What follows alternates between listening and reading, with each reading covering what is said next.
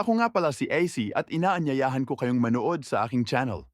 Kakaibang trivia na naman ang aking ibabahagi sa inyo mga kapare. Kung gusto nyo ng mga ganitong content, maaaring pindutin nyo lamang ang subscribe button and i-like nyo na rin ito. Ang second oldest basketball association, ang Philippines Basketball Association. Nakapagtataka na malaman na ang profesional na liga para sa basketball, ang Philippines Basketball Association ay sinimulan pagkatapos ng NBA, ang National Basketball Association of North America.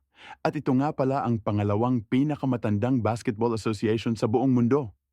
Gustong-gusto ng mga tao sa Pilipinas ang basketball, kaya't maaari mong makita ang mga makeshift basketball hoop kahit na sa pinakakakaibang kanayunan at malalayong lugar sa bansa.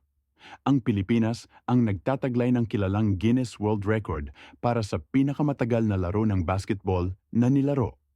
O, noong Marso ng 2014, isang charity event ng basketball ang ginanap at nilaro sa tagal ng hindi kapanipaniwalang 120 hours at 1 minute at 7 seconds.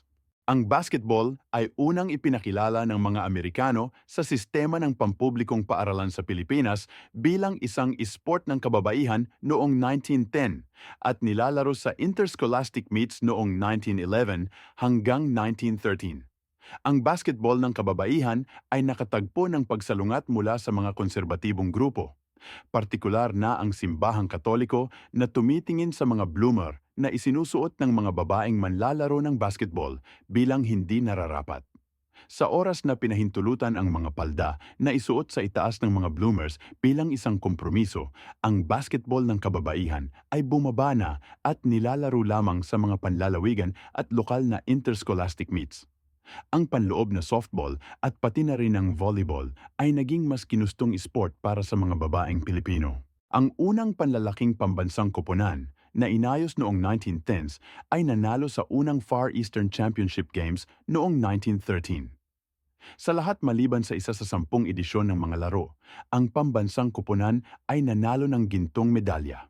Ang Pilipinas ay naging miyembro ng FIBA sa pamamagitan ng Samahan ng Basketball ng Pilipinas noong 1936.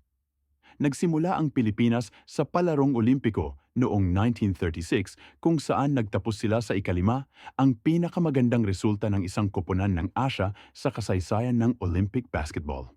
Sa parehong taon, ang unang basketball stamp sa mundo ay inilabas ng bansa. Ang unang commercial league ay ang basketball tournament ng Manila Industrial and Commercial Athletic Association, MICAA, na itinatag noong 1938. Oh, alam nyo na guys, sa ngayon, ayun pa lamang ang aking maibabahagi sa inyo. Gusto kong magpasalamat sa mga tatangkilik sa aking video. Hanggang sa susunod, paalam!